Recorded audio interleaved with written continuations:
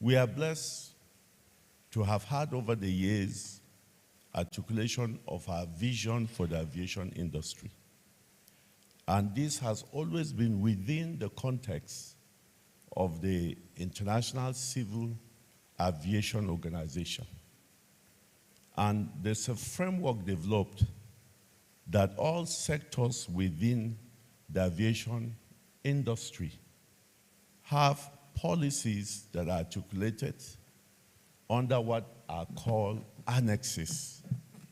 And these annexes contain the policy and how it should be implemented, and even the indices that should be used for measurement for us to attain that particular standard. So in the aviation sector, we have what we call recommended practices by the recommended standards and practices by ICAO.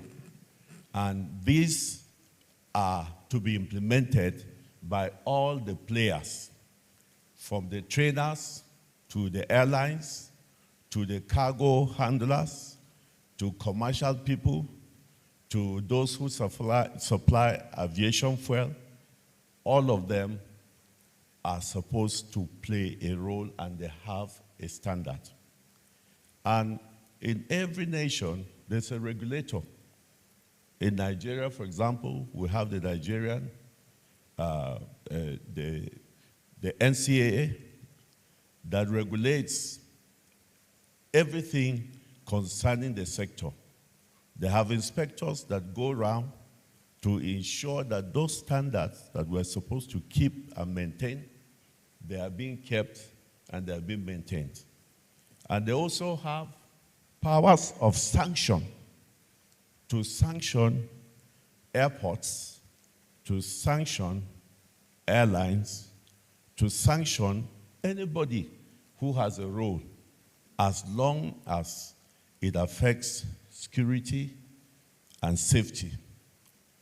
And I believe that if we can borrow from what is happening in the aviation industry and also improve what is happening in the aviation industry, because we've had times that there have been complaints about this element of human factor, people trying to cut corners just to remain in the air, and then jeopardizing the safety and security of passengers. So I would like to commend that we need to articulate our vision as a nation. Where are we going? What is our destination? For instance, this issue of removal of fuel subsidy, we may see it as a negative thing. But if we look deep into it, we find out that even when we had the subsidy, where did it carry us to? And we'll find out that we were what? We were misusing our resources that should have been projected to sustain our development for the future. As it is now, we're worse off than we began. However, with the right attendant procedures and approaches, we can still reverse this negative tendency in the human element. I want to encourage that we must not forget who we are. I read many times the comment that Nigeria is one of the most religious nations. So it is really a sad thing that with all our religion, with all our mosques, with all our churches, and the other places where people go to see the Babalawo and all these things, we are where we are. It's a really big shame. And I'm happy that I've seen a cross-section of youth here.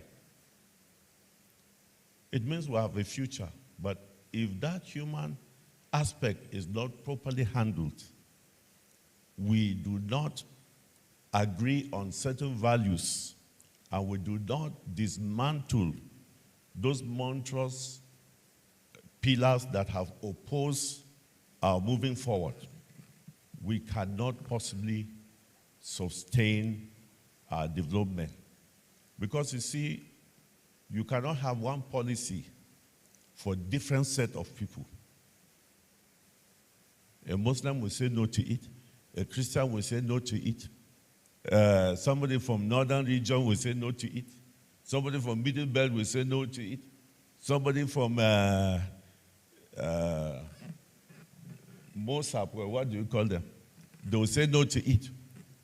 So we are just fighting ourselves within a cycle, and we need to deal with these issues.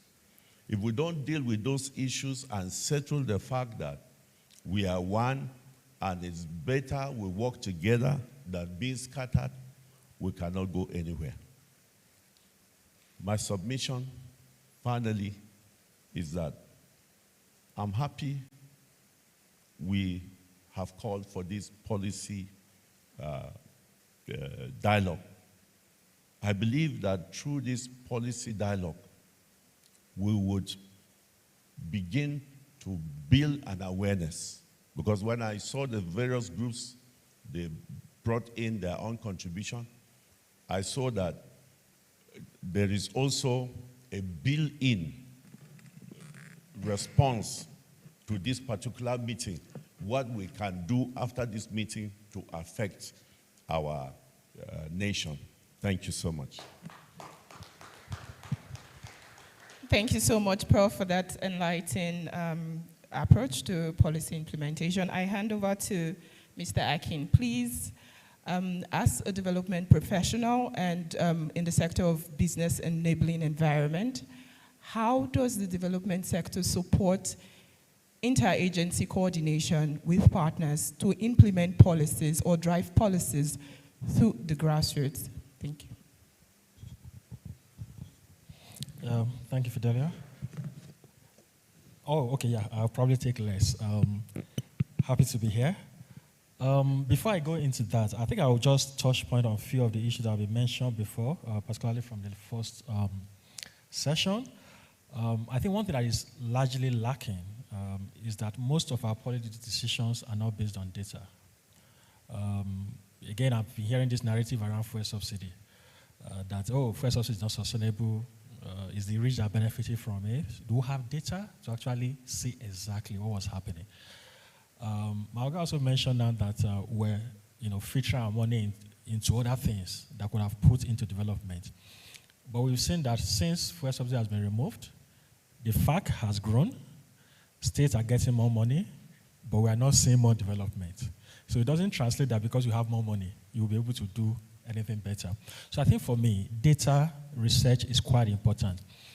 The keynote speaker mentioned in the morning that the Minister for Works said, oh, I prefer, or I think that concrete-made roads are better than the regular roads. And for me, the question is, what is the data?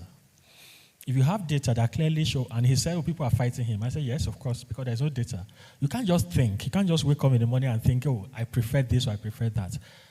In the realm of public policy, because we must understand that public policy is about the people at the end of the day. We talk about from public problem to public interventions, which leads to public policy, and of course the impact, which is still on the people.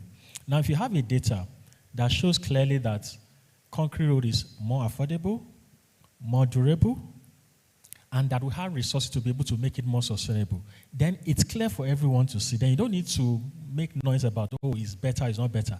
You can show the data that clearly shows that that is better. So for me, I think research should be, and data gathering evidence should be at the core of our policy formulation. But I understand that that is expensive. Gathering data is expensive, and that is why most times public policy actors are quite in a hurry just to get on with it. And they don't have that time, and also don't want to commit their resources. And that comes back to my experience in as development advisor supporting policy for quite a while now, almost over a decade. One thing I've found out is that many times there are certain things that government don't ever have money for policy. It always wants someone, and that's why I think I hear about these international agencies that influence policies. Not so much, but government always many times wants someone to take care of that, particularly if it involves, consultation.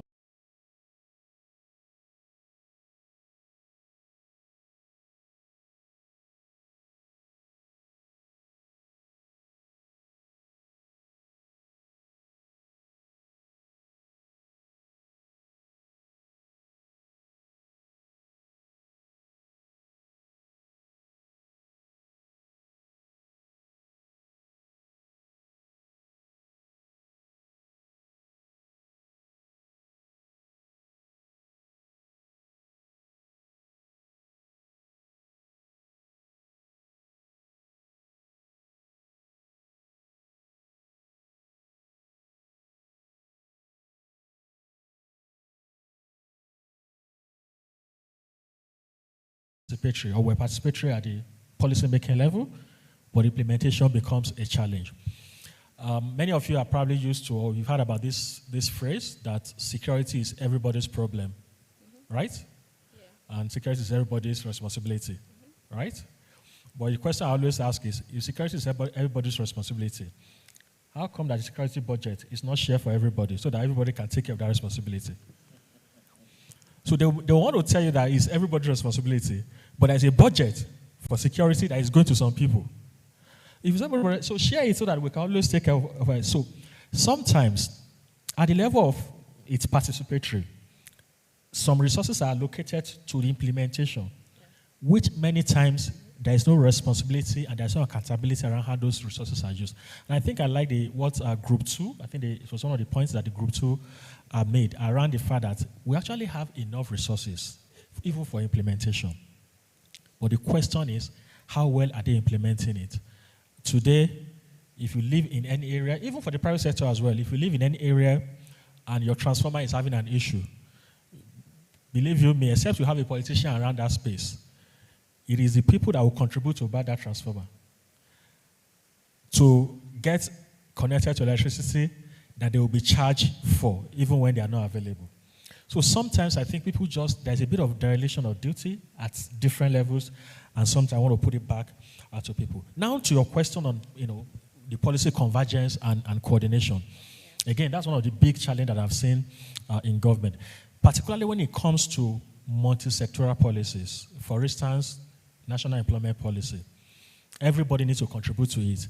When you have those kind of policies, or economic policy generally, when you have those kind of policies, it's always difficult to bring people together to contribute their own bits to it, even to get data. We supported at the ERGP at some point, and towards the end of it, when Nigeria was transiting into the current National Development Plan, one of the things we wanted to do was to do an assessment of the ERGP and just to see how has it performed. What are the issues? How do we make it better before going to another, policy or plan, another development plan? Now, the Ministry of Budget and National Planning find it difficult to even get, like CBN, for instance, to share data with them, like different other agencies to share data with them. So, at every point in time, we always have that difficulty of that policy convergence. Who has that authority to be able to call everybody to the table and say, look, where are we? And I always say it's that many times at the state level, the governors should have that overview, but many times again, that just doesn't happen. So if multi-sectoral policy in particular must survive, then there must be someone who has that overview, who is playing that convergence role. So that, we've seen situations where, even in the past, a governor will approve almost similar policies for different agencies just because there's no that overview. At the moment, we're talking in the morning about the Kaduna example. Now the federal government is having the Haji Abala Usman,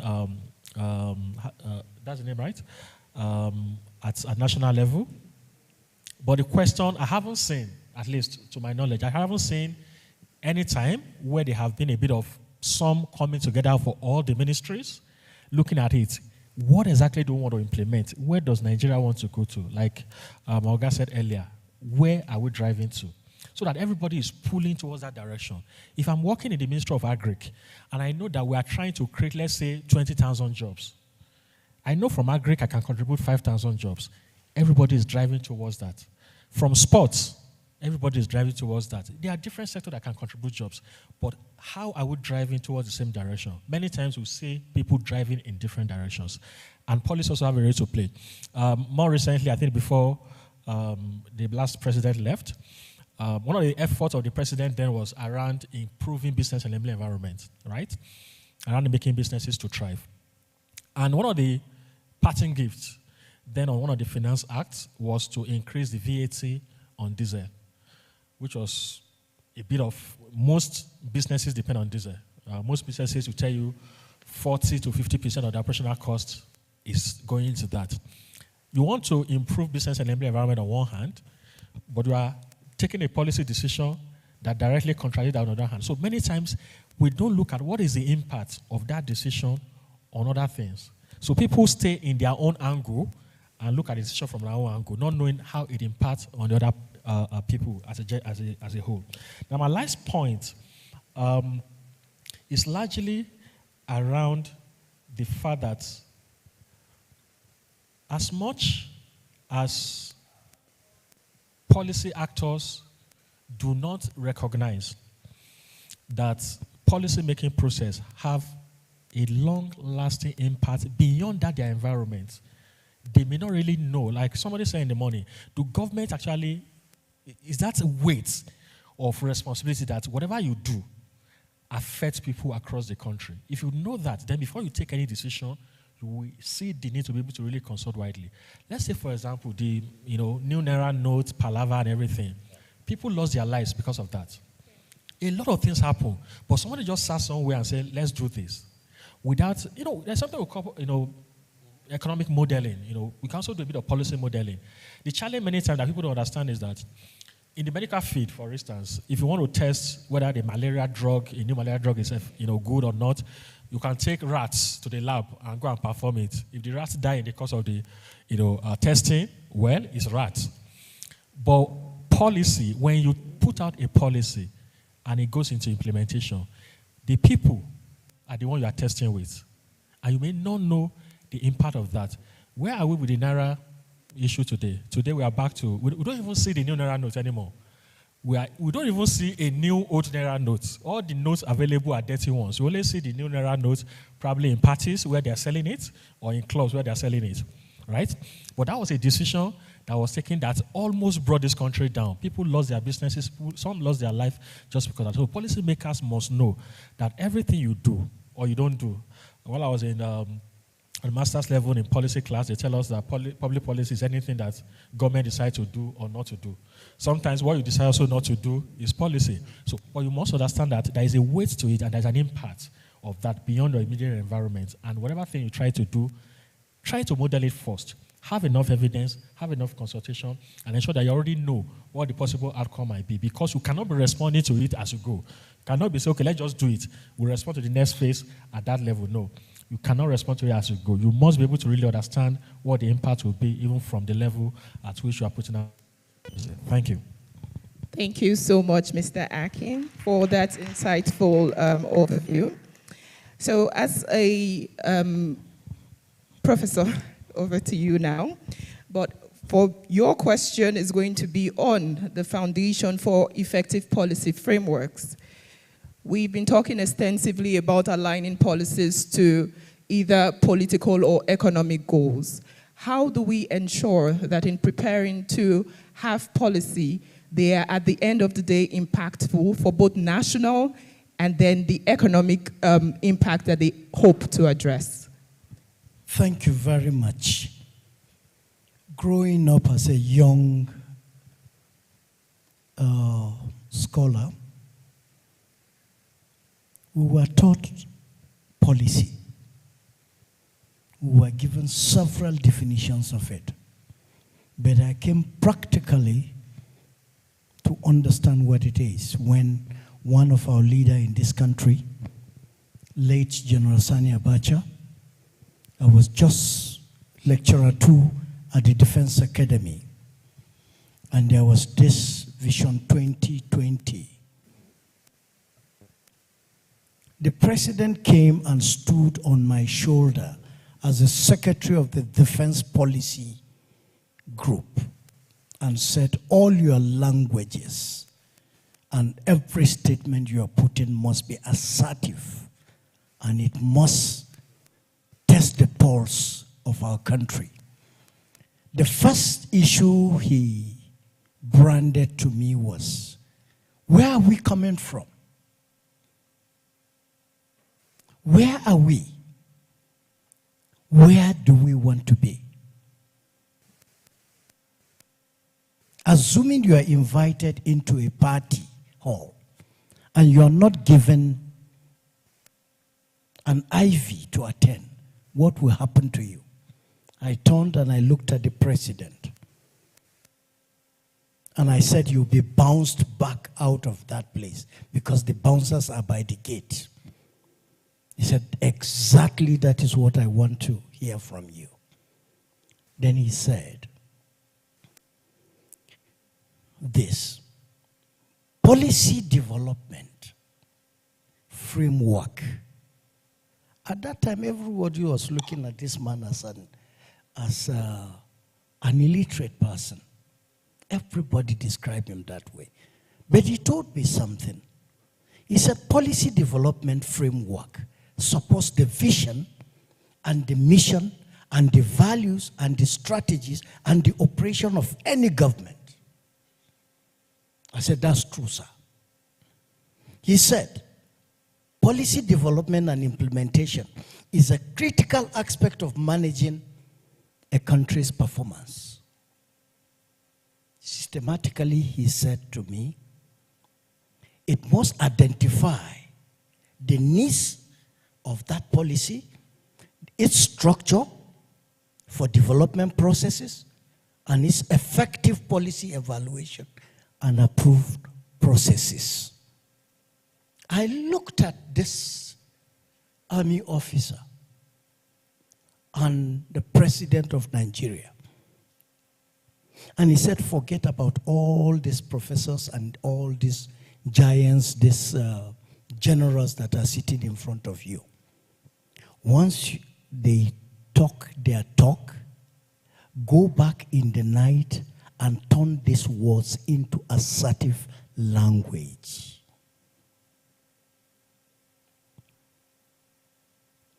What do I have to say after this? I told myself that somebody has emboldened me and has given me his commitment that whatever a country does, it must go with its vision. Where are we coming from? Where did we want to go? Where are we now? And where do we want to go? It means that you must be sincere to yourself. Okay, I'm going to Abuja. There are several ways to go to Abuja. It's either you take this way through Kachia, or you take this way that takes you through Akwanga, or you take a way this way that takes you through to Taraba State and you turn to Lokoja and you turn to Benue and you enter through Lafia to Abuja. But for the sake of your timing, your mission and goal, which one will be safer, which one will be faster, and which one will be dynamic in achieving whatever you're doing. This is exactly what the country should be looking for in terms of effectiveness and efficiency in implementing a policy goal for the country. So I was reading one day and I found out that the Sustainable Development Goals that were set for 2030, they involve a targeting the vulnerable people, one, increasing the basic supporting communities, affected by either conflict or climate change or poverty or anger or whatever it is, there must be a targeted strategy towards alleviating or directing them towards the right path in achieving their goals. Likewise, if you take a government, okay, we have a 4-year tenure or we have a 5-year tenure. What do we start with? How do we go about this? What are the issues involved? So these are some of the issues that most of our government do not even sit down to think about. Okay, we have vulnerable people in Nigeria. Poverty is one of our major issues. Healthcare is one of our major issues.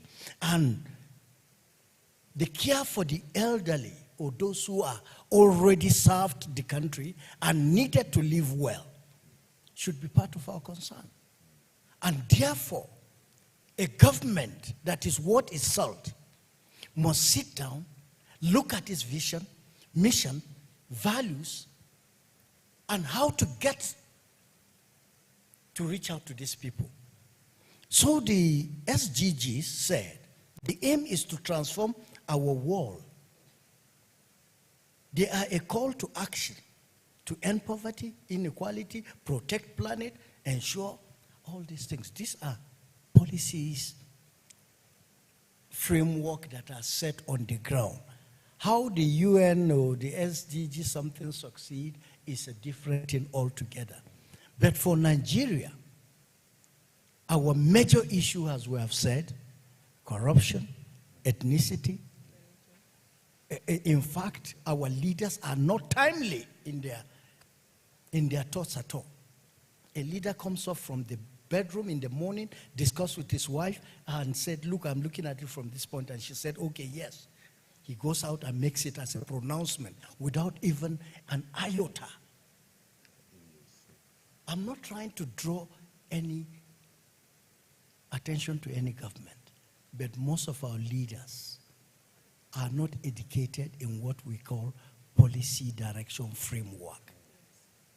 Removing of subsidy is a good idea by some measures. It's a bad idea by the sudden change that people are not comfortable with. Nobody thinks about the short, the medium, and the long-run effect of this. We have seen a lot of policies. He talked about the change in Naira. Suddenly somebody just sat down, we want to paint the Naira. We want to give it a different color for whatever reason. And they said it would terminate by December something. Today we are seeing both currencies on the ground. Who accounts for the number of the old currencies and the new ones, we don't know. These are some of the issues you are talking about. And I'll conclude here by saying that in whatever we do as individuals, as a country, as a government, as a private sector, you must sit down to count the costs. A person who wants to take a journey must sit down to count the cost, whether you'll be able to reach there. No one goes to war without sitting down to look at his arsenal. No one builds a house without sitting down to look at it and see whether he is able to build a house on a muddy sand or a sand or on a rock.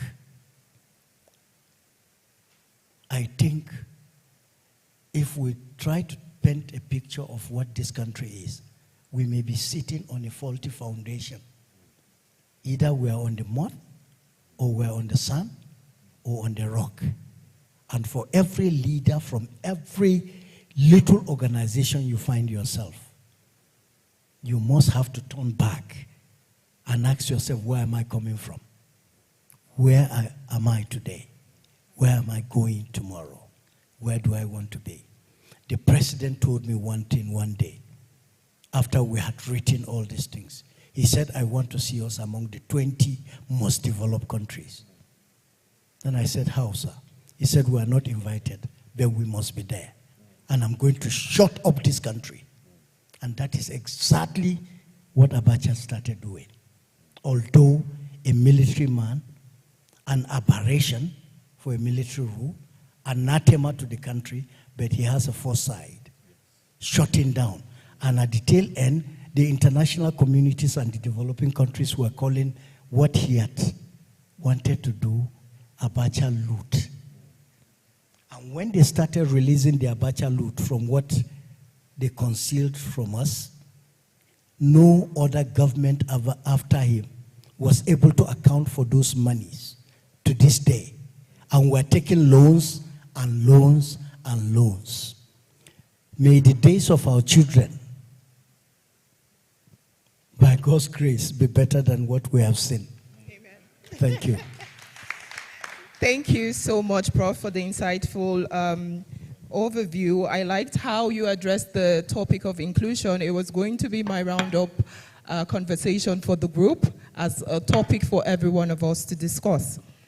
The topic of inclusion and mainstreaming of gender is very dicey when it comes to policies.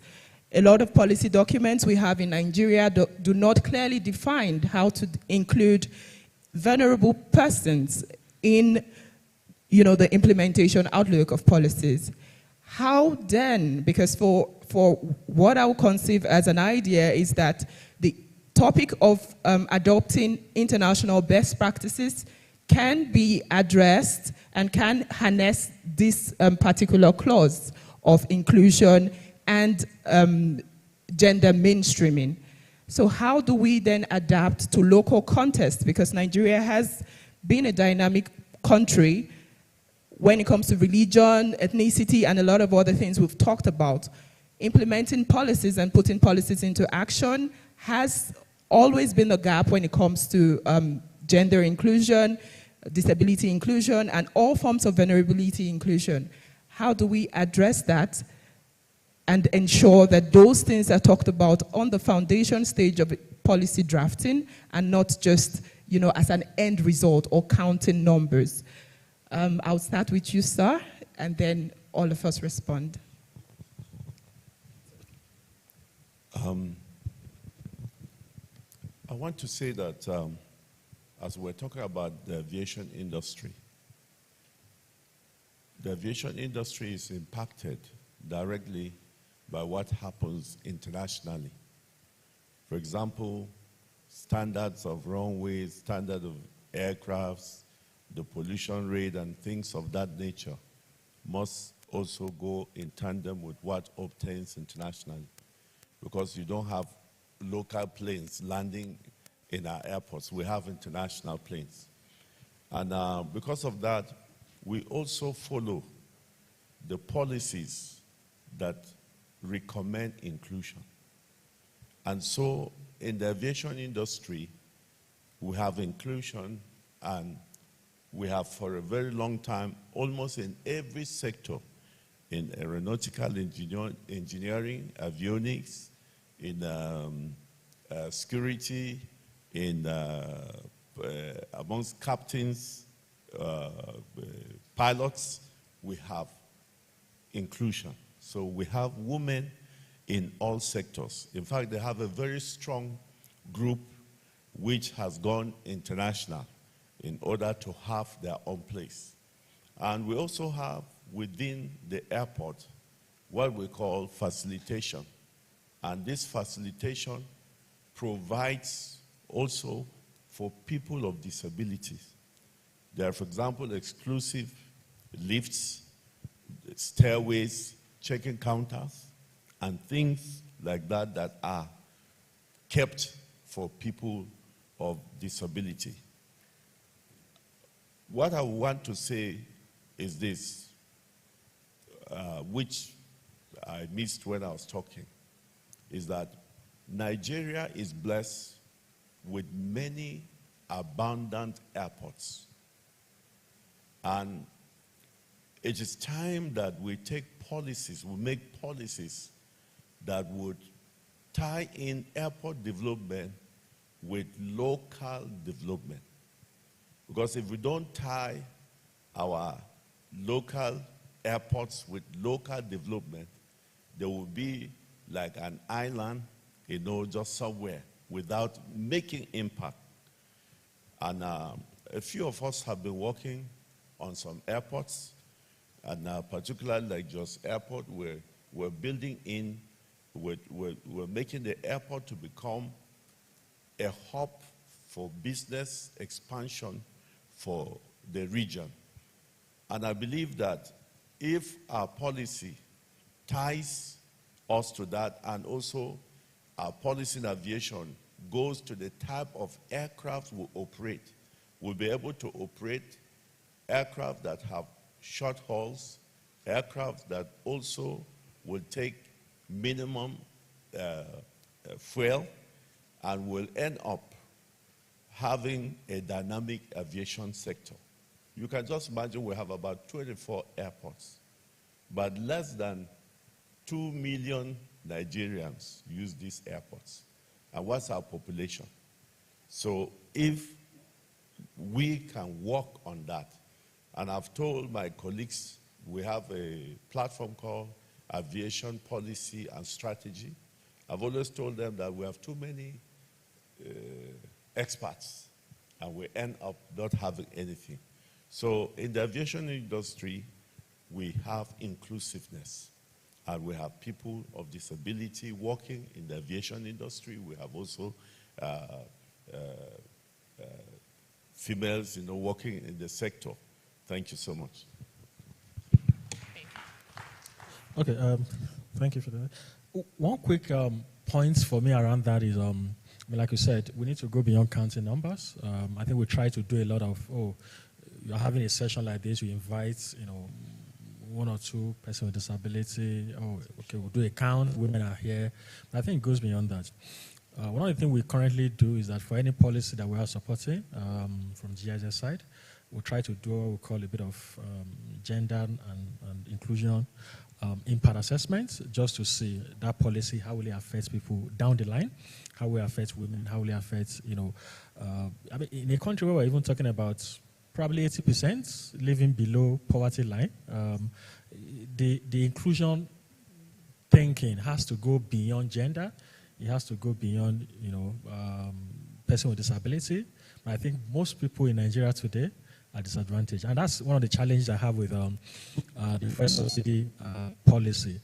Because again, the thinking would have been, I had a lot of discussions and people talk about, it's only the rich and the middle class are benefiting from the subsidy.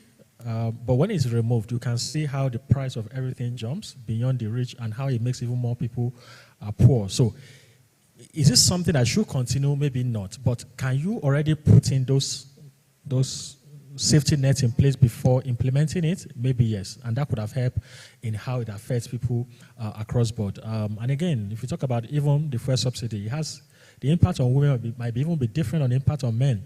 Because again, today, like someone was telling me that the CNG we are talking about and the gas we are talking about, if tomorrow everybody shifts to gas, there's a possibility of gas price also jumping up because it's also deregulated. So it may not really be like, once that happens and then everything will crash. I don't think so. So I think we must be able to go beyond numbers and really look at what are the real impacts. I think recently we had, immigration, still going back to policies as if you need to travel as a woman, you have to bring something from your husband. I mean, we should have gone beyond those kind of policies. You are good enough to vote, to choose to become a president of Nigeria, but you are not good enough as a woman who has your money to travel to be able to decide you want to relocate to US or go anywhere. It doesn't make more sense, really. I think, again, it's being able to really analyze those policies before you make them. Can you sit down to really like how everyone is affected by that? And I also think we need to make deliberate efforts. I still believe today that we need to be more inclusive in our political process. Because I think for me, that's where decision makers are picked and recruited. We need to ensure that we have more. But how can we have more if the process is what it is today? Today we talk about a political process that's largely driven by a lot of money. We had a point of not too young to run, bill, And the question I ask myself is how many people or young people are still able to really buy forms today to be able to contest for any political office? The local government would have been a good grant to be able to really start small and grow. But we know what the system for local government is today in terms of who goes there. So we still have a lot that we need to change if we really, really want to be inclusive. Also, as we are moving towards digitalization, I know we had this session, I think a panel,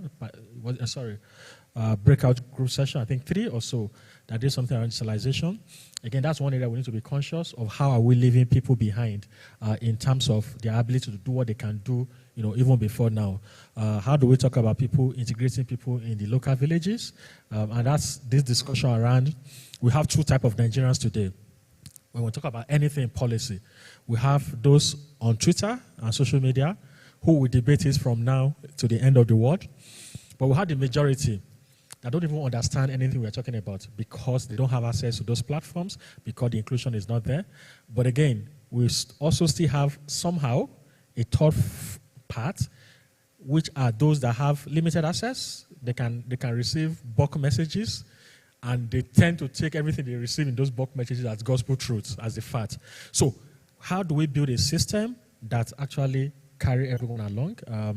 Morgan mentioned the SDG. One of the mantra of SDG is leave no one behind. So how do we ensure that in our involvement on the policy level, on developmental level, how do we ensure that we're able to have processes that take everyone along? Even as we try to digitalize, we don't want to digitalize outside the people.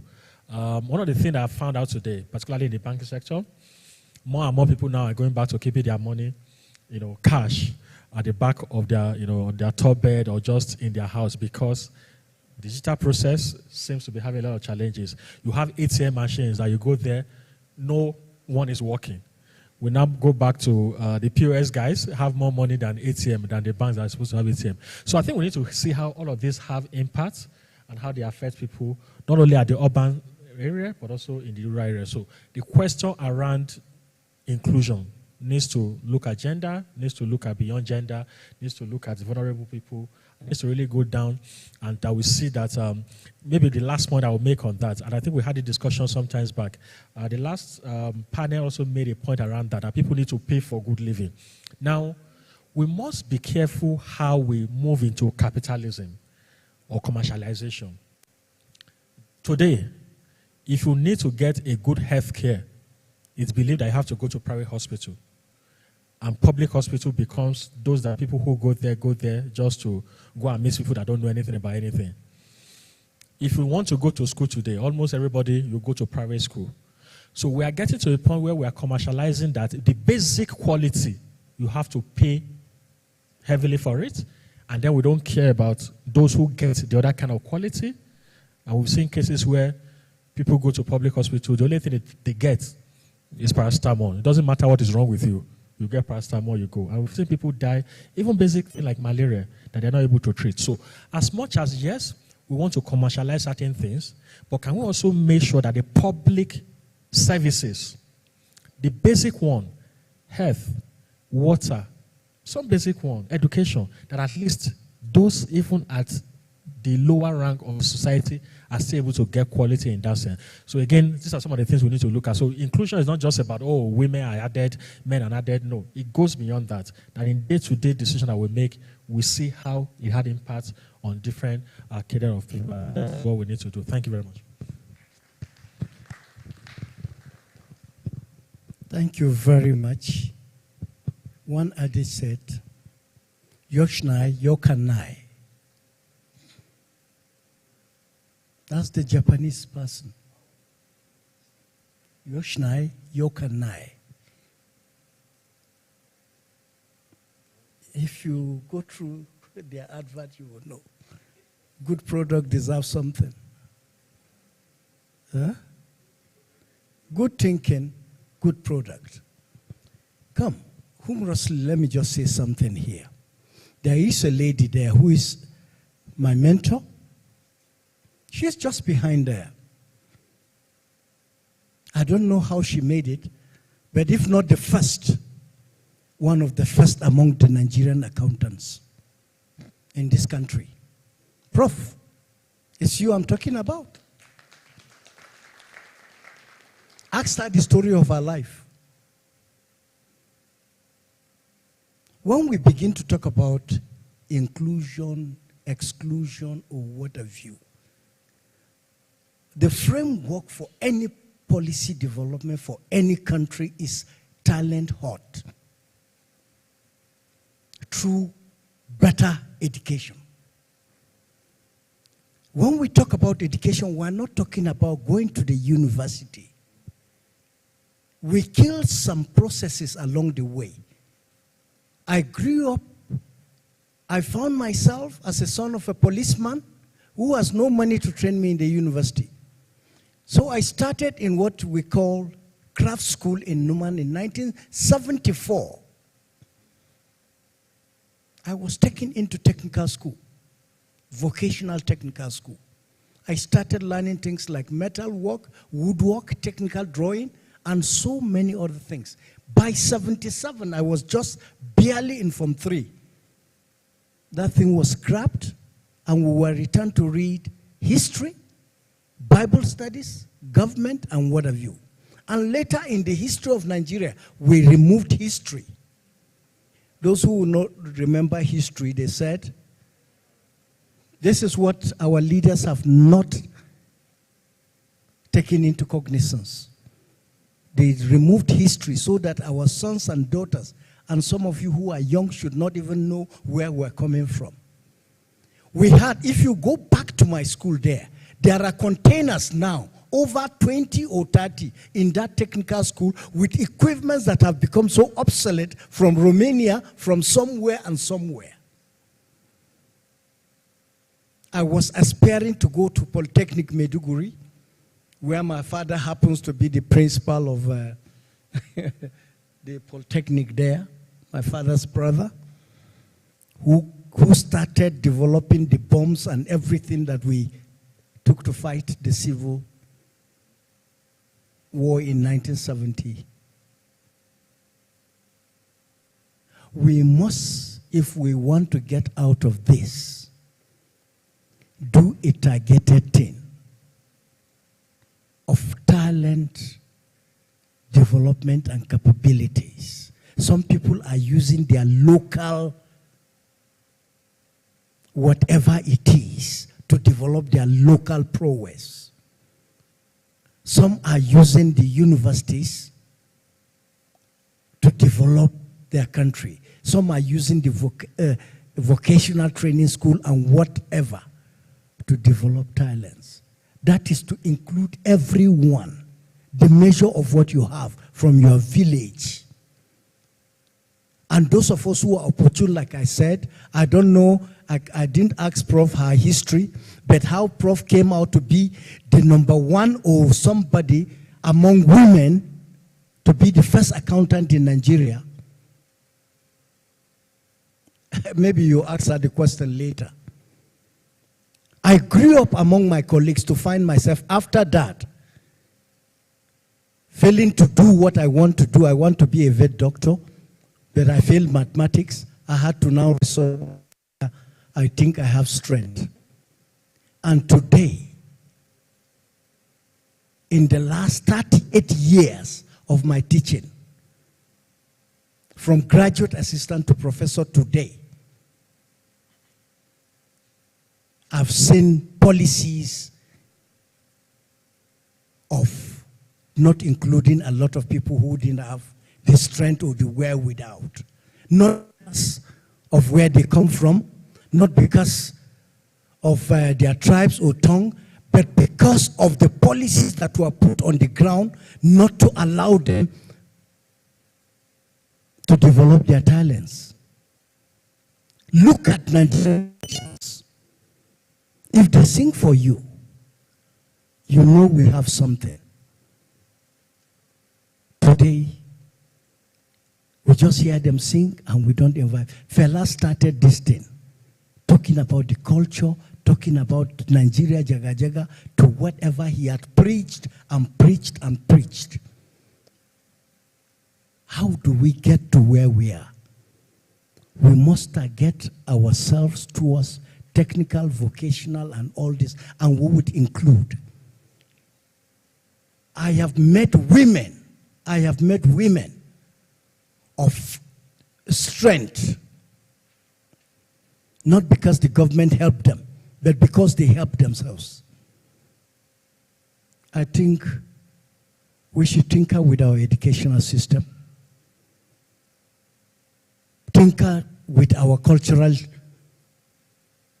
norms and values, because every policy starts with your value, with your mission, and your goal. It's not everything that develops from the village that is bad. Look at the Chinese people. They've used their local environment, build cities across China today. If you are good in agriculture, they develop city for agriculture. Automobile, there is a city for it. Whatever you see, arts and sciences, arts and science writings are developed in several villages. I was opportune to be in China. Somebody wants to buy this crate that we pack eggs. They told us we must take 3.5 hours to drive to get to that city. And when we went there, the only thing they do is producing these issues for eggs. I think we should start thinking. Let me welcome Professor Palamaram. She's here. Our Director of Studies. Sorry, I'm sitting on your side. Can you say a word? Thank you. We're going to invite Prof to make her input, and then she will also join you on the panel, please. So, Prof, please can you come up and make your inputs? Then you will also join the other panelists, and then you can as well respond to additional questions or inputs from the audience. Professor Paraman is the Director of Studies and Gender Specialist of the National Institute for Policy and Strategic Studies. Please, let's encourage her as she comes to take her seat, please. All right, thank you very much, Prof. Of course, Prof was supposed to be on the panel, but due to one or two little challenges, she is just arriving, and she was very gracious enough to accept to join immediately. Thank you very much, and welcome, Prof. IT, is the input ready? Okay. Okay, Prof? Yeah. Yes.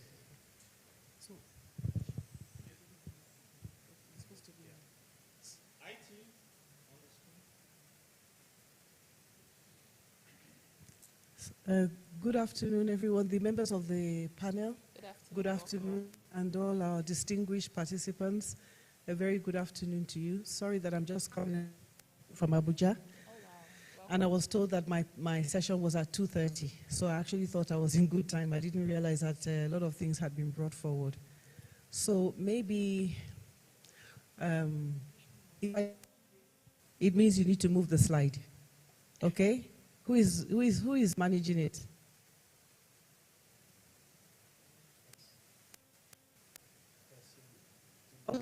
Back. I'm just saying that go back to the beginning. If I do this, giving you instructions. So if you don't mind, you know, a teacher always prefers to stand. Sorry?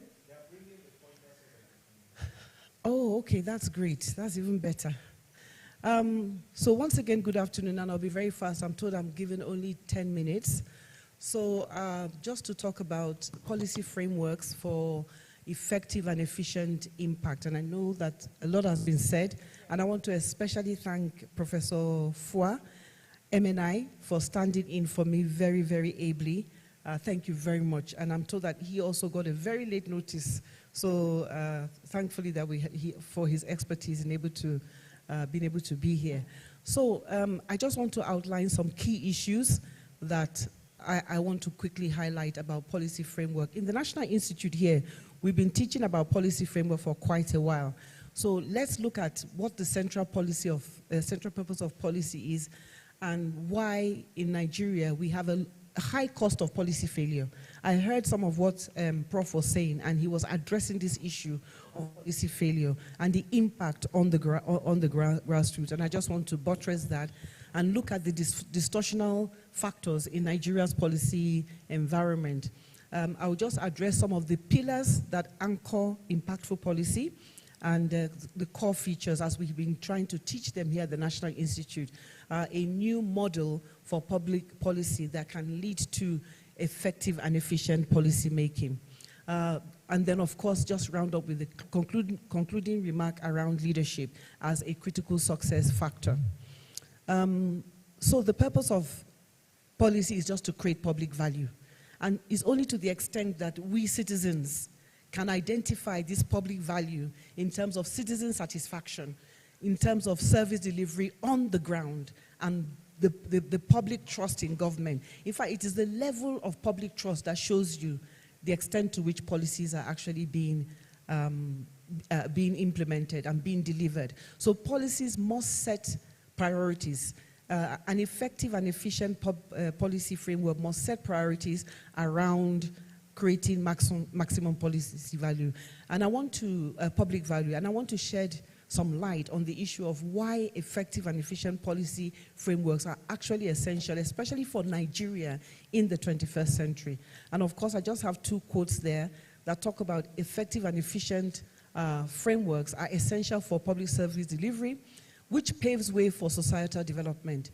Public policy is the critical pathway to societal development, and it ensures public welfare and strengthens the resilience of the people. When you see people weak and people faltering, it is because of governance failure around public policy. And of course, public policy frameworks that govern public service delivery play a pivotal role in determining the quality, accessibility, and sustainability of services delivered to citizens. So, and those are the three things we are looking for: quality, accessibility, and sustainability.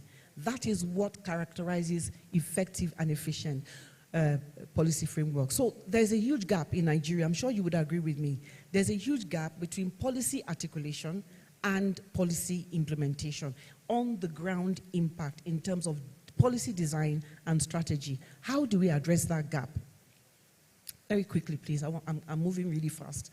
So, policy failure cost. There are 4 major calamities that we need to address in the Nigerian policy environment. And I've talked about distortionary factors.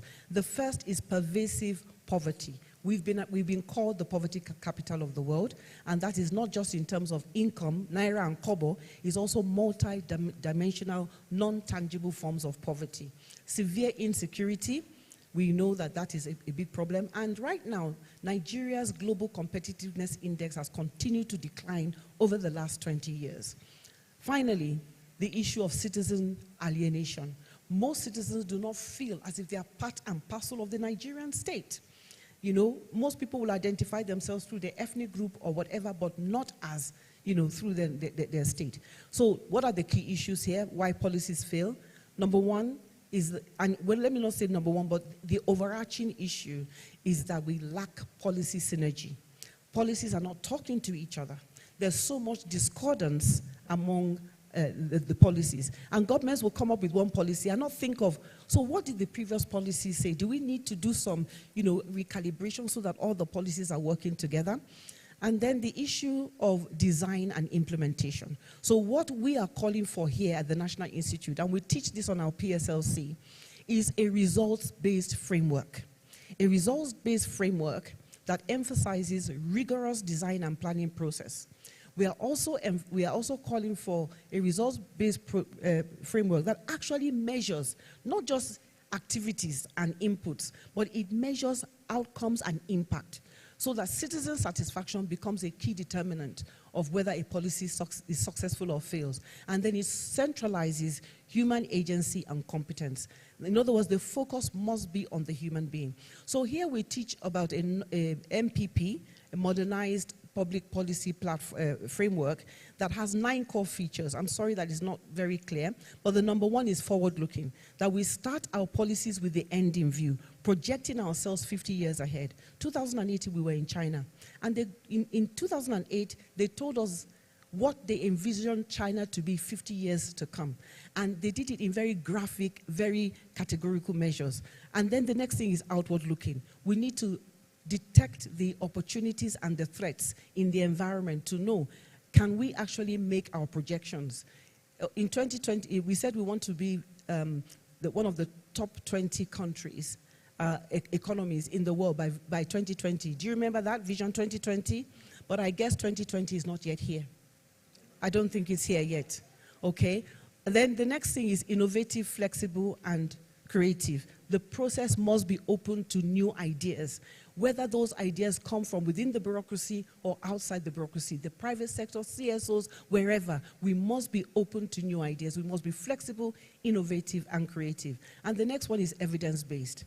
Delio Ilowo and others did a study on public policy in Nigeria, and they found out that we have a fire brigade ad hoc approach to policy instead of a well-measured, rational, evidence-based approach that relies on statistics, empirical data, and things to make decisions. And it must be inclusive. Every stakeholder, every segment of the population must be consulted and must be carried along in the process of policy design and policy delivery. Joined up in the sense that institutions must be positioned to share resources and share information. What we have now in the policy environment in Nigeria is that there is so much territorial protection, and you have agencies working at loggerheads and duplicating efforts. So we need joined up. And then ongoing review, a costed, well thought out monitoring system. And then obviously from there we go to periodic and systematic evaluation. And finally, benefiting from lessons learned. That means that our policy making process, a results-based framework, calls for rigorous documentation of the process itself so that we can learn from our failures, so that we can know where we went wrong and other people don't come along and start reinventing the wheel. We have so much policy somersault and reinventing the wheel because we're not learning from our failures. So let me just look at 4 interrelated pillars of this policy framework. 4 interrelated, 4 interrelated, please, I need you to hurry up and to keep going. Good, so the first one is a performance management system. And this is a private sector practice that the Nigerian public sector needs to borrow from, that we are measuring performance at every level of the of an institution. And we need to put in place resource management systems based on a budgeting system that also attaches outcomes and impact to budget. We are not doing that yet.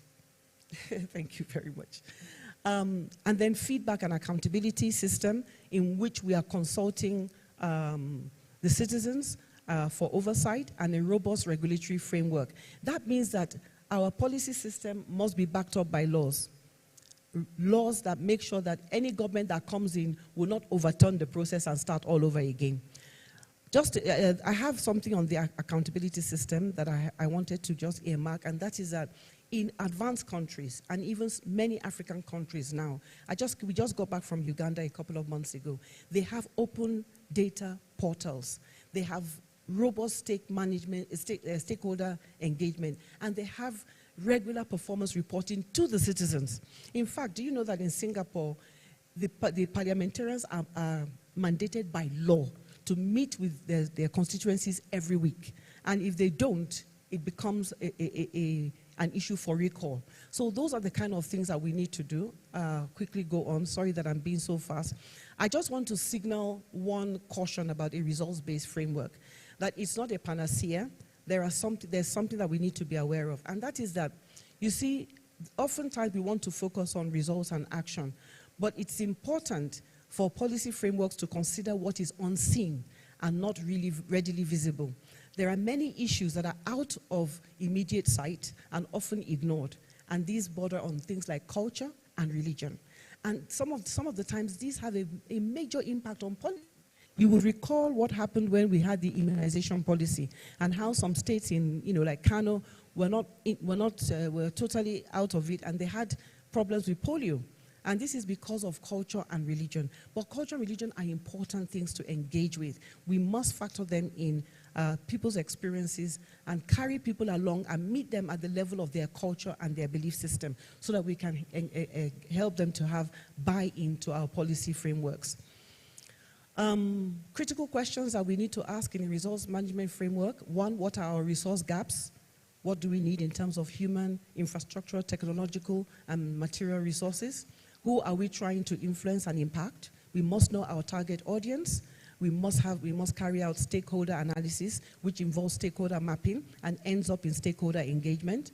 And we must be able to determine how we will spot and tackle risks and distractions when they arise, because every policy will have a distraction factor.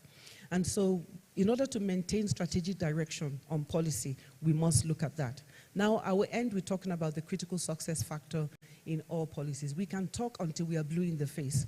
We can be here and keep shouting about policy implementation and policy frameworks. But unless we have the right leadership in place to envision and drive the process, we are not likely to go far. Why is this? Because leadership provides strategic direction by communicating the vision. Leadership has to manage resources effectively and efficiently, keeping the budget online with the resource management framework. And finally, leadership is all about maintaining focus, helping the citizens to keep their eye on the ball. And by the way, when I say leadership, I'm not talking about Mr. President. I'm not talking about the CEO. I'm talking about each and every one of us, because leaders are all over the organization. Because leadership is about influence, and you can influence upwards, you can influence downwards, you can influence all around. So we must all take responsibility in getting people to keep their eye on the goals, the objectives, and the targets of public policy. I will conclude by saying, in the absence of a comprehensive framework for designing, managing, and measuring performance for results, public policy frameworks are bound to remain ineffective and inefficient in getting what really matters done. This is so critical, and I just want to say that it's all about matching our vision with appropriate and timely action. So vision plus action is what creates success. And, let me just end with the words of Nelson Mandela, who said, "Action without vision is only passing time. Vision without action is merely daydreaming. But vision with action can change the world." Let's change the world. Thank you very much. Amazing. Please, that round of applause has to be resounding. Thank you very much, Ma, for joining us and then giving us a holistic conclusion to all that has been discussed since morning. It was like you were in our minds and with us in the room, and then you talked based on everything we had discussed so far in this panel, the panel before, and even in the breakout session. For sharing your expertise with us. I've learned. And I hope this slide can be shared. Thank you. I think there's something wrong with this mic. Thank you. Just to wrap up the panel discussion, we're going to take just 3 questions because of time. I would say 1 from each group if there is. I have 1, 2, and 3. Please, the questions should be very brief and direct to the point. Thank you.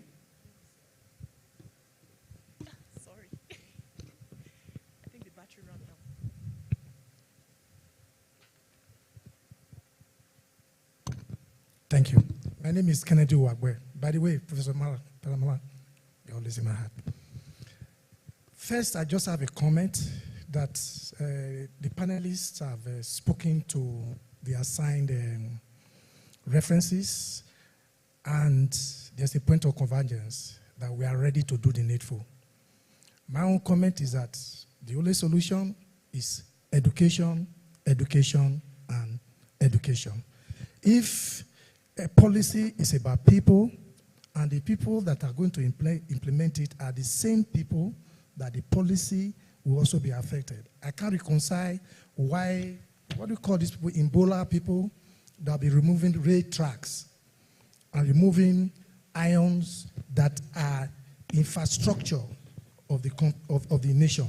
So we are blaming the government as if the people that occupied positions in the government as if they are different people from Nigerians. The president is one of us, that were elected. So we need citizens' education as responses to the policy. That's one. Then my question is to Mr. Bature, especially on the sector part of it. Why are we still not having a national carrier? Big shame. So please, can you answer that? Thank you. Okay, next person. My name is Evelyn Joko. I work with Nigerian Express Management Agency. Sir, please, when I saw you on this program, I was very, very happy that you're talking about aviation, which I didn't know it would come up. So I have a question on aviation. What role does public-private partnership, PPP, in shaping aviation policies in Nigeria, and how can such partnership be enhanced to foster industrial growth and sustainability? Thank you. Okay, sorry, before you come in, there is a question from Dr. Emmanuel Akpan. The question reads, how do we hold government accountable for failed policies? From Dr. Emmanuel Akpan. Please, you can go ahead with your question. Okay, we have seen that oftentimes I've been privileged to follow gubernatorial candidates during campaigns, and most times I notice senior men, stakeholders of the society, go into closed doors. And my age group will not be informed whatever they do in those closed doors. And some of the policies are discussed there. How will my age group participate? And I'll take it step down to the lower age group. So there's a gap. What do we do about it? Okay, Prof. Thank you. Thank you, I'm Professor Jane Nande. I want to thank you, ma'am, for coming. You just hit something that was on my mind that brought me back this afternoon. This issue of our politicians, we don't hold them accountable. We need to have a policy that they must hold meetings with us, like they do in other countries from the paper she presented. I know my sister in Lagos, she does that a lot. Ordinary passport to collect those, passport to get your international passport was a problem. And this girl came, lost the dad, and she couldn't go back because her passport was going to expire. She had to call the rep in her area to intervene, and that was how this girl got her passport and went back. If the rep didn't intervene, she won't get it. I know it has changed now with all this online and the rest. So I think we need to. We don't have lights for 8 days, 9 days, in many states, including Plateau, and nobody is talking. Nobody is calling anybody to order. They are so comfortable in Abuja. Plateau is on band A, which means that's industrial rate. Are we industry? We're not industry. How much do we earn in Plateau? So what I'm saying that is, honestly, it's something that has come up that I learned from Lagos, but we don't do it. And probably because there's no policy, no legislation, nothing to back it up. And I think this House should arise to start calling them to order. Either they rig their way to get be elected or selected. After you get there, you should come and render account to us. And we'll start telling them our problems. Thank you. Okay, good afternoon, everybody. My name is Mark Jatau. My first question is to Mr. Bature. You spoke eloquently about 4 monsters. I'd like you to help us elaborate on the how. How do we as a country deal with those 4 monsters? My second question is to Professor Foy. Your last, when you were closing earlier, you said you made a prayer that God is going to help us. Now, my question is, haven't we disturbed God enough in Nigeria? Professor Paramala made a very astute point about Singapore. Singapore, I understand, some years ago, they have very little number of Christians and Muslims. They're majorly atheists, but they were the second least corrupt country in the world. So that tells us that the intersection of development has little or nothing to do with religion. My third point is, haven't we listened to Bretton Woods institutions long enough? Doesn't removal of fuel subsidies sound to you like something that comes from, people who are footing the bills of our policies, like the astute Esquire said earlier on? Removal of subsidy to me is not a new thing. General Babangida in Structural Adjustment Program, despite how everybody kicked against it, he still muzzled that policy on our throats, and our currency has continued to nosedive since the 80s. So my question, this question is to Professor Paramalam. Haven't we listened to Bretton Woods institutions long enough? My final point, please, sir, my final point is, all of you spoke very much to the issue of vision and the capacity for the country to take decisions that are empirically driven by data and are objective. To this end, I want to propose that to make policies that are philosophically and vision-driven, we should commence first from our legislations. We should have, for example, one, as a public servant, you and your family must get medical attention in Nigeria and from public hospitals. President Buhari spent over 20 billion fixing Villa Hospital. T-Pain went abroad to get medical treatment. In the spirit of supporting local content, every public officer must use innocent and not vehicles for official and personal use. We should start from there. Thirdly, if you talk about austerity measures for everyone, then how is it that our parliamentarians are asking for vehicles worth over 100 million? And the presidency is asking for a yacht and private jets. Thank you. Thank you so much. Thank you so much, sir. Please, if you have other questions, because we won't be able to take more because of time, just put it on a card, and one of the coordinators of the event will pick it from you. So you can give anyone who is coordinating a sign. And then pass to Dr. Bature, because he had the most questions, and please just pass along. Thank you for those questions. I'll start with the issue of the 4 monsters.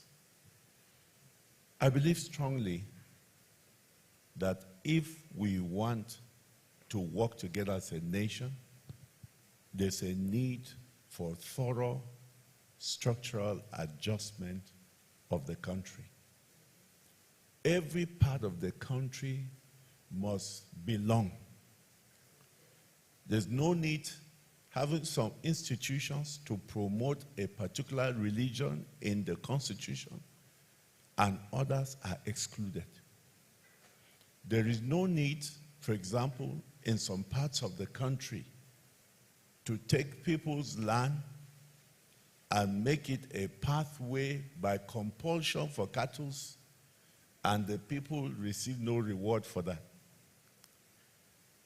We need, as a federation, to make every part of the country to belong. So the first thing, ensure the cries that we're having are properly handled. For example, the disparity in number of states, the disparity in number of local governments, and even the federal government creating local governments. That should be reviewed. That should not be the case. I wonder how monies will be sent straight to local governments and nobody will monitor them. The state cannot talk, and the local government is the wife to the state. No be so? I want us to look at these things. Even though it has happened, I'm happy about it, so that we can cry for more structural adjustment of the country. We need to also ensure that we devolve power from the federal level to the state and to the local governments. I strongly feel and I believe that when we do that, we would also have better redistribution of revenue. We also have to take stands and ensure that a state will take part of what she contributes. We should take about 50% of that to be what every state should receive as an allocation, so that every state will begin to work. Every state will begin to take policy formulation seriously. If we don't do that, we'll have issues. The last to deal with those four monsters is the youth. You people have to begin to integrate yourself into a nation. Begin to talk with people across the boundaries of your state. Begin to work with them. One of the things that has helped me is that at an early age, I went to do my HSC in Kwara. When I was going, it was like, they are going to eat you up there. They are going to sell you there. But it has helped me to have a national view about the whole country. And I believe that as we do that, we'll go forward. The last, of course, is that we must ensure that we give every region, every tribe, a sense of equality. The second question on the issue of the national airline. Let me say this to all of us. Part of the reason why Nigerian Airways collapsed was not just corruption. Yes, it's part of corruption. But it was also interregional fights. We had the North, we had the Southwest, we had the Southeast fighting, and we in the middle belt, they squeeze us. We didn't have anywhere to belong. And that brought down that great airline. When I came into aviation in 1980, Nigerian Airways had 32 aircrafts. But by the time Nigerian Airways disbanded, we had just about 3 or 4 aircrafts. You can imagine that somebody will take an aircraft and go and sell. That's what happened. One of the managing directors. So it's lack of will and the corruption that is making us not to have a national airline. The second thing too is our level of corruption. Everywhere you go all over the world and you say you're from Nigeria, you either want to wet lease or dry lease an aircraft, or you want to buy an aircraft, your terms will be different because of the risk that is involved in giving aircraft to Nigeria. So that is one of the things. Some of us have proposed that such a national airline should be owned 25 or 30% by federal government, then the bulk of it by the technical partner, and the rest be sold to the Nigerian public. Well, we're still working, and we're believing God that one day we'll have a national airline. And it is eating up our resources. Because, for example, the aviation policy is reciprocal, just like diplomatic policy. So we have so many airlines coming to our country, but we have no aircraft going to other countries. And they are maltreating us because they are private airlines like Peace Airline. But it is possible to be solved. On the issue of private partnership participation in aviation, there are issues, first and foremost, with sincerity of intent. One of the projects that we have, people sometimes talk about, that's the Terminal 2 in Lagos. There were so many breaches to even that partnership. For years, except for now, I wouldn't know. What they're supposed to pay, they're not paying. So why do we go into private partnership when it's not going to, at the long run, benefit us? In the area of airline operation, I thank God that there is a great improvement. I remember the first time when the defunct ADC airline and Bellevue were allowed to begin to operate scheduled flights. We had to go into physical combat to stop Nigeria Airways disrupting their flights. But we thank God that eventually the Nigeria Airways staff saw that it was a good thing. So when Nigeria Airways was no more, these private airlines employed them. So it's a good thing. So I would like to say this, that for privatization of airports, there are quite a number of things that have to be done with the issue of the policy of security and safety. If these private organizations can really provide that and also take care of the labor people within the market, then we would have a win-win situation. I agree that PPP is very important,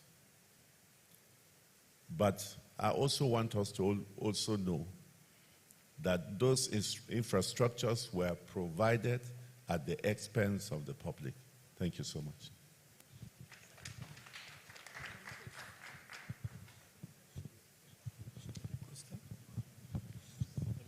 Thank you very much. Somebody talked about the prayers I made.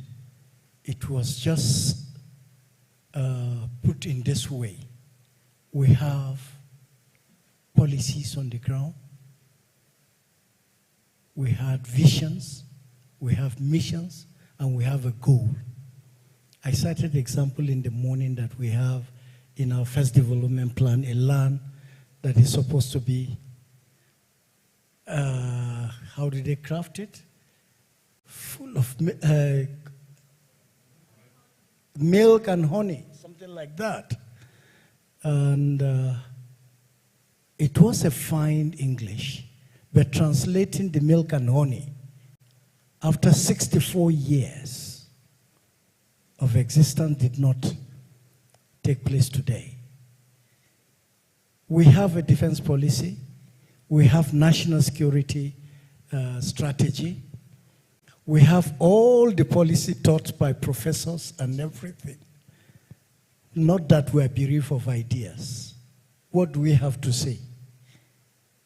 Either than to say, let's pray that our leaders see reason to turn back to history and see where the country was before and where it is now. That's why I said, God help us. Thank you, sir. Okay, I'll just speak to three things. Accountability, inclusivity, and the issue of the Bretton Woods institution that was specifically directed to me. I agree with the first speaker entirely that we have a failed accountability system. And this is also because the citizens over the decades have been intentionally and deliberately weakened, fragmented, so they cannot, mobilize to effect change. They cannot stand up and work together.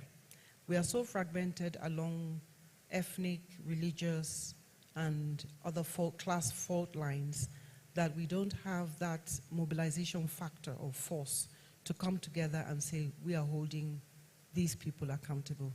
And that is why you have, like in the context of stomach infrastructure, even if some few people say, look, we want to do something, you will find people within their own constituency who have been settled, because we have a settlement culture, who will be the ones to sabotage the effort.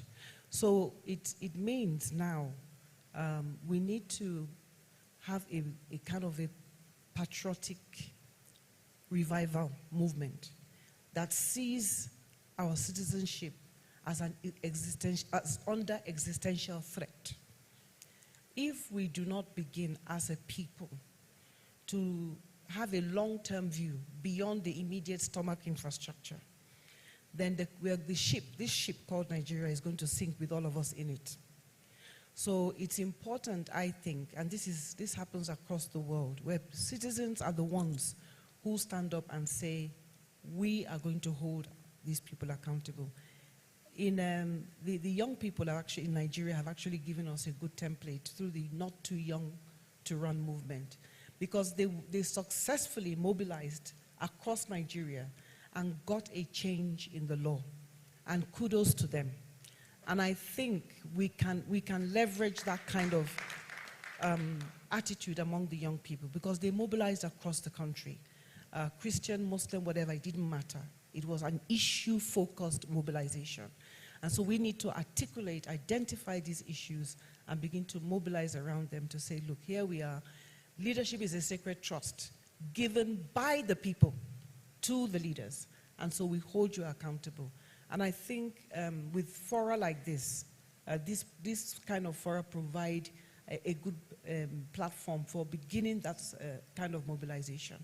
We need to share addresses, share ideas, share contacts, and begin to critically, mobilize our constituencies to come together. So that's in terms of accountability. Linked to accountability is inclusivity.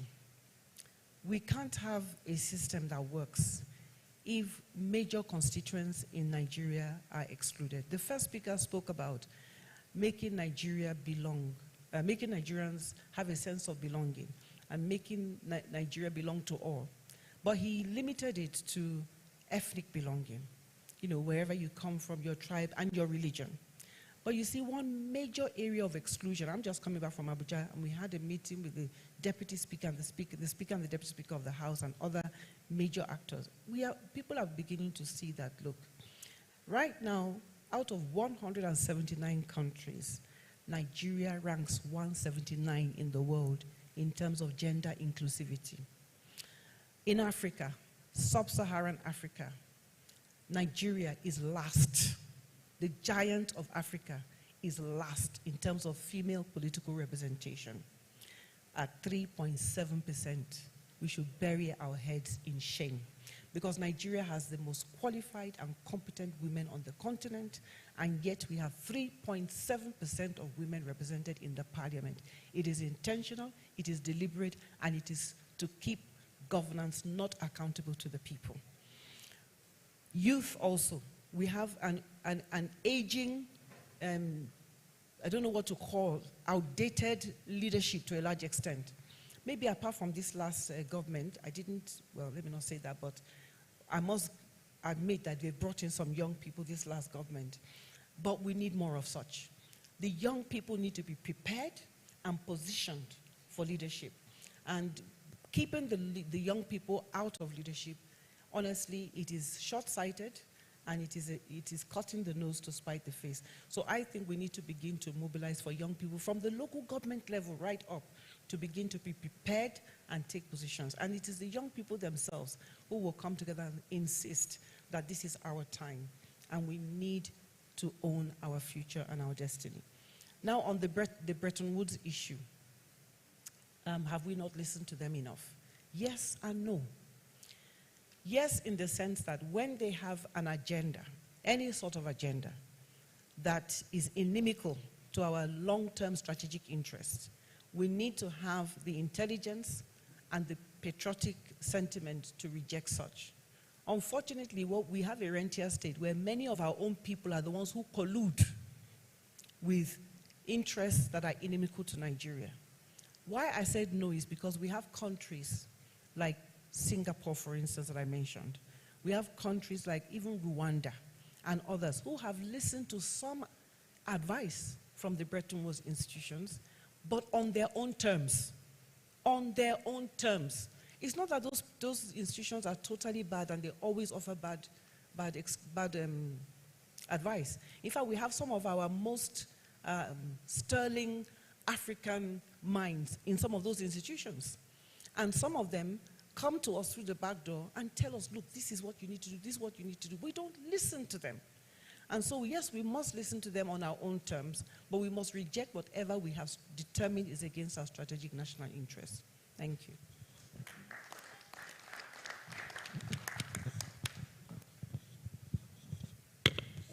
Thank you very much, all panelists, for the amazing session. And I mean, I know enough has been said, and I think it's all our responsibility jointly to advocate, for proper policy implementation and proper policy impact to the dynamics of Nigeria. And with that, I close the session today.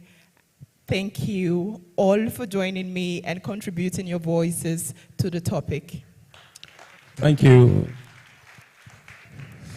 Thank you, moderator. We kindly request the members to have a picture just somewhere here. Yeah. And then we come back for the closing ceremony. Show them, direct them. Okay. Yeah. Okay, sorry. DG, moderator. Okay, yeah. DG, sir. Sorry, sir. Can one person come this side? Okay, thank you very much. This side? Yes. Is it okay, photographer? Yeah, all right. Thank you.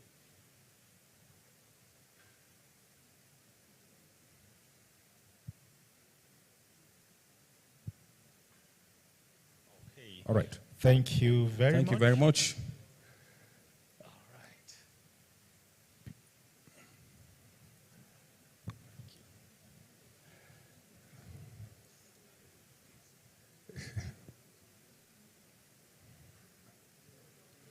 All right. All right. I thought the DOS would also remain behind for the closing. Yes, please. Just 15. Thank you. Okay.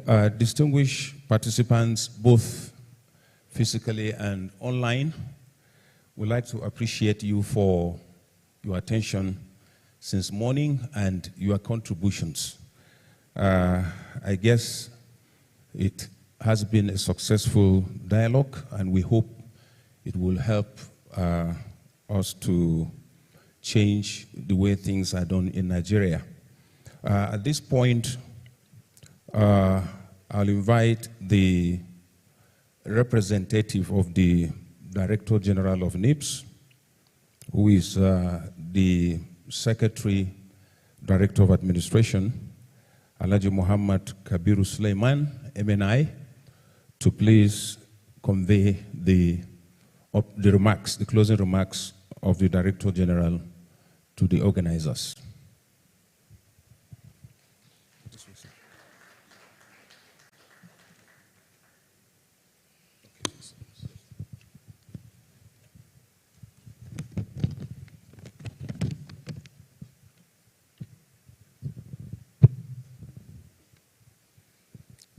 Please permit me to sit on the already well-established protocol.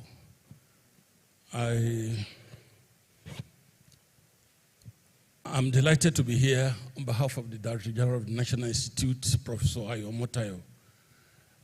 First and foremost, I was expected to deliver the welcome address and the closing remark. However, I want to beg your indulgence. I had a little challenge, logistic-wise, while coming from Abuja. It is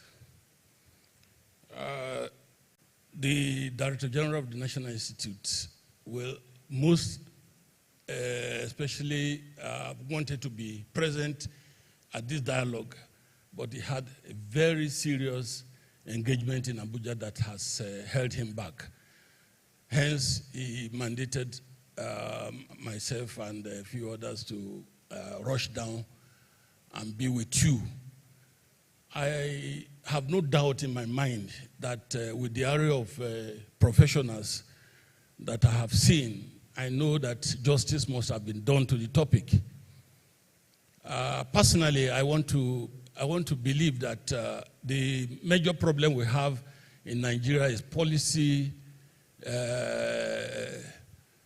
not mainly policy implementation, because we do implement policies, but sustainability of such policies is what is lacking, because most of the succeeding governments that come will want to change some policies that are elsewhere, being very good, so to say, to the public, which the public has already bought into. For whatever reasons, want to change it and make it to reflect what their own vision and mission is. I think it is high time we also address the issue of revisiting a national vision and mission, so that when we all agree that this is the way forward, by the time there's a change of government, there won't be any need for undue somersault in the policies that are already working well for the people. I don't have any doubt, as I said earlier, that the topic has been thoroughly dealt with. My position this afternoon is just to appreciate those who have done well. And unfortunately, I am not also in a position to do that, because I barely know most of the contributors. However, I want to appreciate Mr. Tokpe Fashua, the special assistant to the special assistant on economic affairs, the office of the vice president, for his insight into the topic, economic development in Nigeria, enhancing policy implementation frameworks for greater efficiency and impact. I also want to appreciate the panelists for, at least I was fortunate to still meet a part of the deliberations. And from the little I have had, I know that justice has been delivered. I want to, on behalf of the Director General of the National Institute, most sincerely thank you for lending your voice to these very thought-provoking issues and making, which I'm very sure has been concluded, some recommendations that will go a long way in ensuring that in Nigeria we are able to reposition ourselves, because God has already positioned us for leadership. We have an area of professionals. We are blessed with human, in fact, with the land and the human capacity we have in this country, we should have no reason whatsoever to be where we are if we are able to put things right. And with this type of gathering, we will be able to do the needful by ensuring that those areas that we have not been able to get right, we are able to, cement them and properly situate our policies for greater development and efficiency. I also want to thank the distinguished guests, particularly having stayed since morning to this time. I know you are tired, and you must have enjoyed the lecture. That's why you are attentively still sitting down and listening to the concluding part. I want to thank you all for coming. I wish you a safe trip back to your various destinations, and I look forward to a new Nigeria where all of us will be well committed to ensuring that we play a part in implementing the policies that we have, the array of policies we have, implementing them well for the good of the people of Nigeria and for the anyway, not to belabor the issue, I want to thank you on behalf of the Director General for your attention and wish you a safe journey to your various destinations. Thank you. Thank you very much. The DG also thanks those of you who have joined us through the virtual platform. So before we have the closing ceremony, the closing remarks by the GIZ, let me invite Dr. Samuel Osimhen to read the draft policy brief of this dialogue. Very briefly.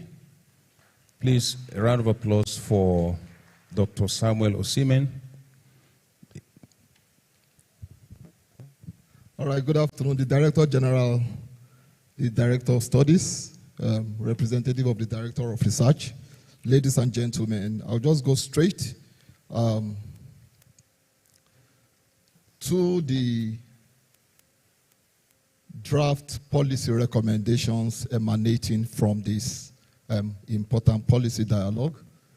Note that I call it draft policy recommendations. In other words, if you still want to make input or you still have suggestions or you have anything that you may wish to add or remove, please let us know. I'm making this presentation in my capacity as the lead rapporteur for this important policy dialogue. And I start with the introduction with the participants at the policy dialogue organized by the National Institute for Policy and Strategic Studies with the support of GIZ, the German Cooperation and Hisrob International Limited, wish to affirm, one, that a policy dialogue was held on Tuesday, 29 October 2024 in the Research Directorate of the National Institute as part of strategies to contribute to national development by fostering evidence-based discussions, generating actionable insights, and shaping policy reforms that address Nigeria's pressing challenges in the collective aspiration towards a better society.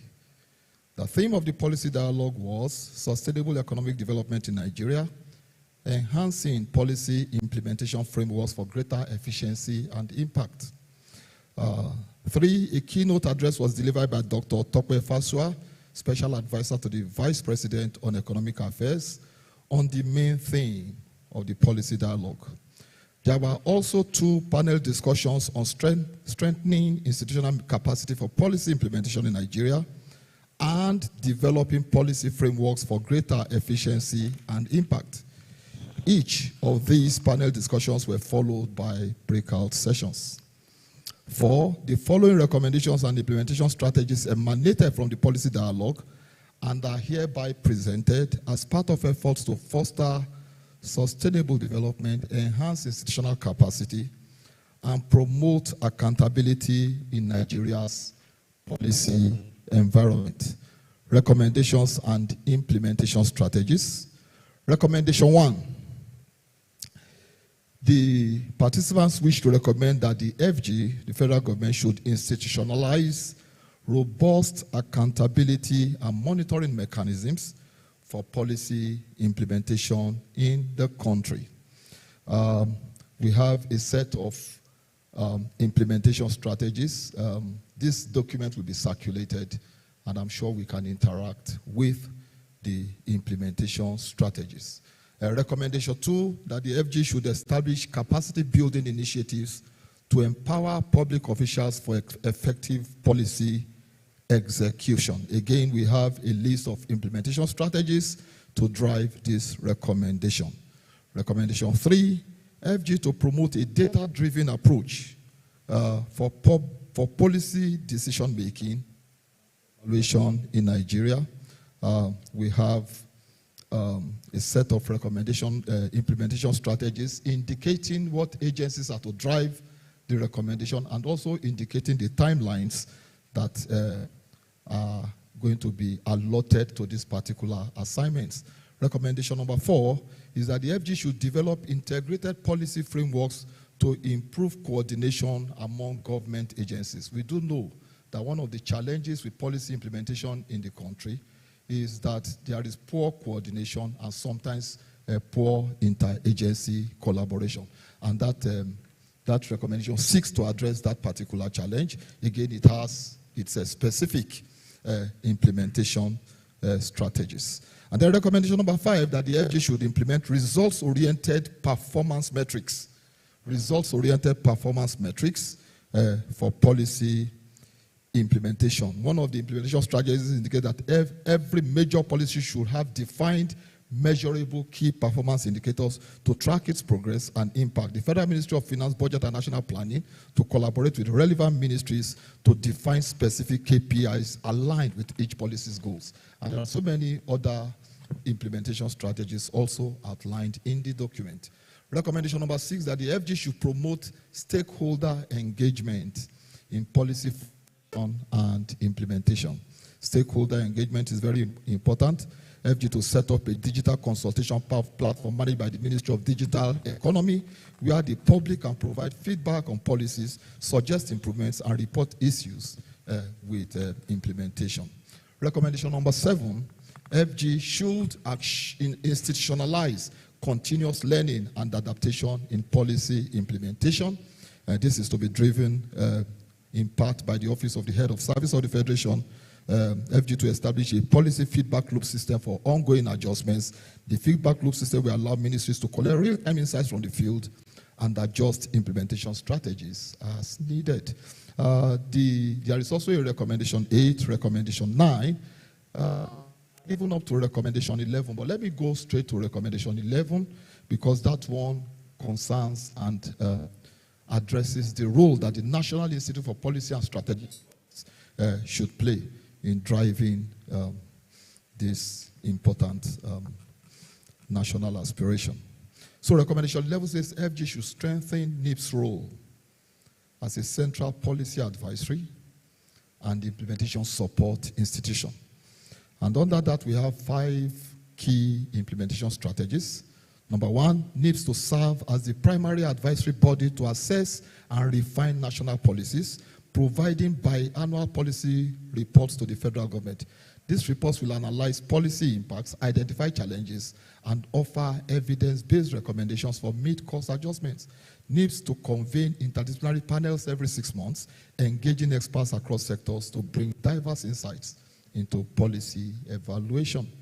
A dedicated policy implementation support unit to be established within the premises of the National Institute to provide technical guidance, support capacity building, and ensure consistent communication with implementation agencies. This PISU will offer training sessions for policy managers, assist in aligning policy objectives, and track implementation progress. Create a centralized digital repository, and I think this is important, of policy documents, best practices, case studies, and academic research to support evidence-based policy making across ministries. This repository will serve as a resource for policy making and public officials, enabling data-driven insights and facilitating knowledge sharing across agencies.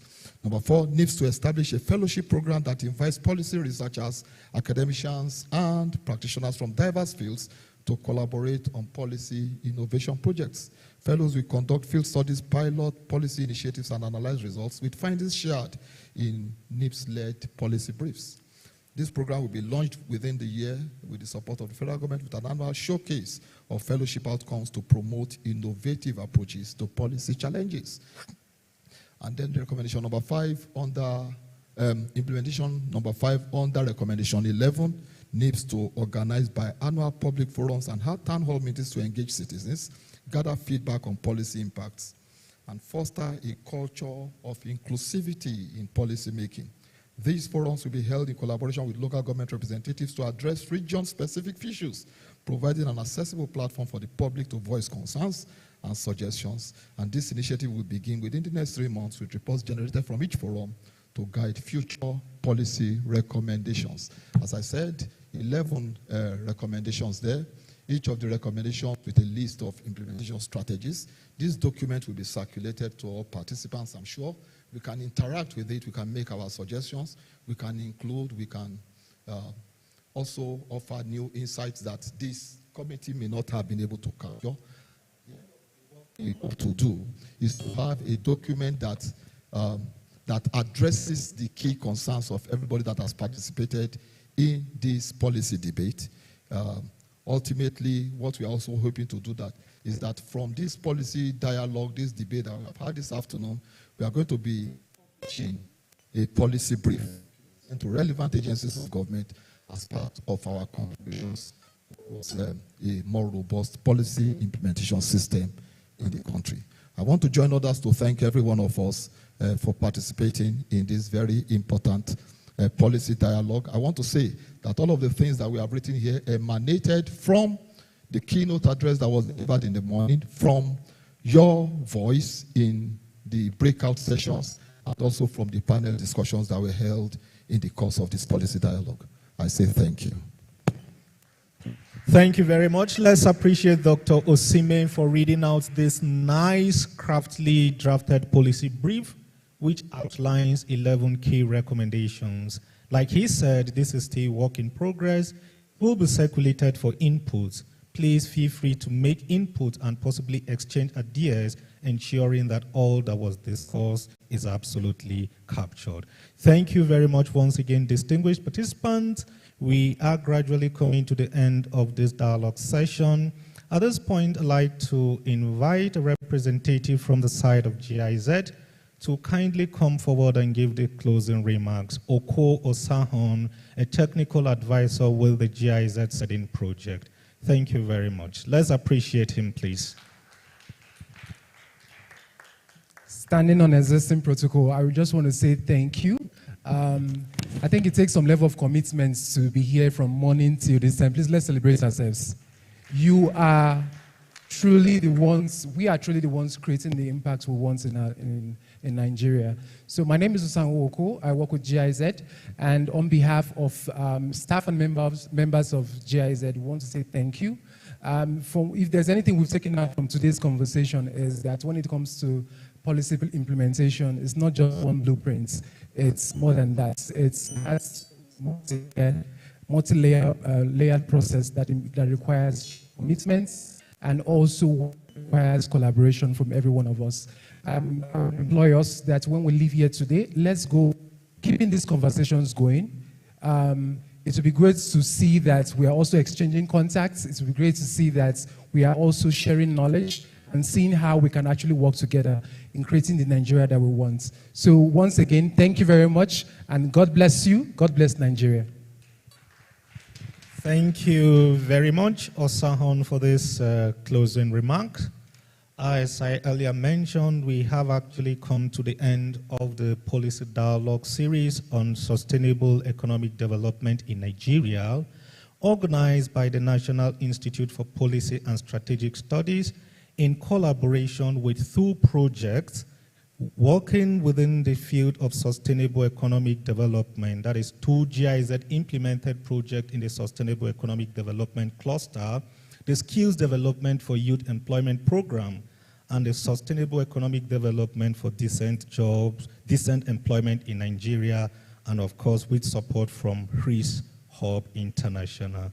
Thank you very much. From the facilitation team, it was actually a pleasure having you to be part of this session. We really appreciate your contributions, your openness to contribute to discussions aimed at advancing socio-economic development in Nigeria. Thank you very much, Director. Thank you, professors. Thank you, the NIPS team, and everyone for making out time to be part of this session. We do hope to see you all physically present in the next upcoming policy dialogue session. Thank you very much. From the facilitation team, we have now come to the end of the session. We will now be proceeding for lunch. As I understand, lunch is ready. Please do well to have lunch before you leave. And for those of you who have come for this program, it will really be unfair if you come and go without meeting someone for the very first time. Please, let's try to network. Let's try to explore, meet people, exchange ideas. Of course, we have a lot of professors in the house. As a facilitator, I actually learned a lot from some of the professors from NIBS. Thank you very much, professors. Thank you. It was really nice also learning from you. So maybe we all rise for the national anthem as we close today's session. Okay. Media, over to you.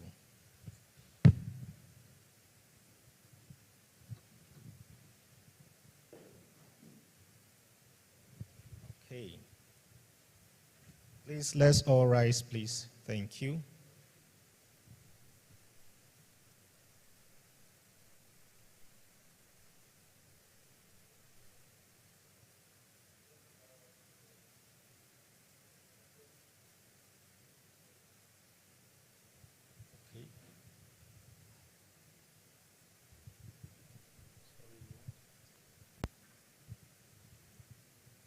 Media, are we good?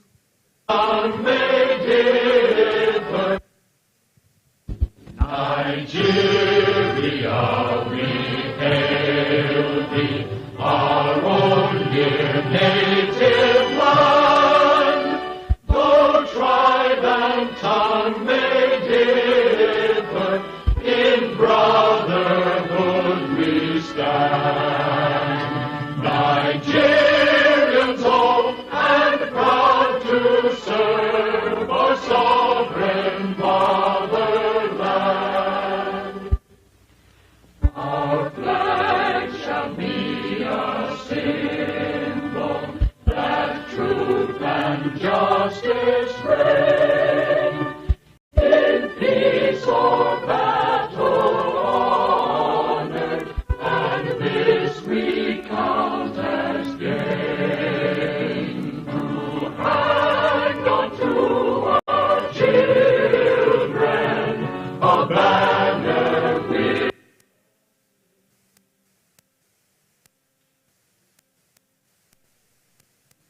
We can continue. And this our one ring.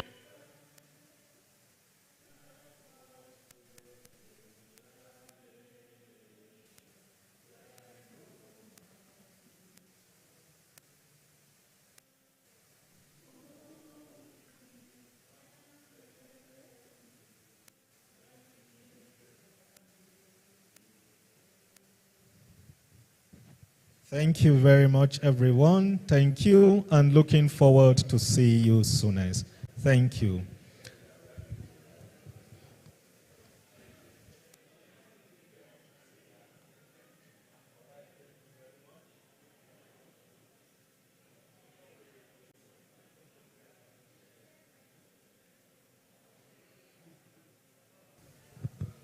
Is it your own? Is it your own? Oh, hold on. I was about to announce. No, I was not talking about the phone. It's not mine. Okay. It's not mine. Okay, sorry, distinguished stakeholders. Someone that shared the podium with us left his phone. Please, someone that shared the podium with us left his phone here. If anyone is looking for his phone, please kindly direct him to come and pick. I understand only a limited number of us took the podium today.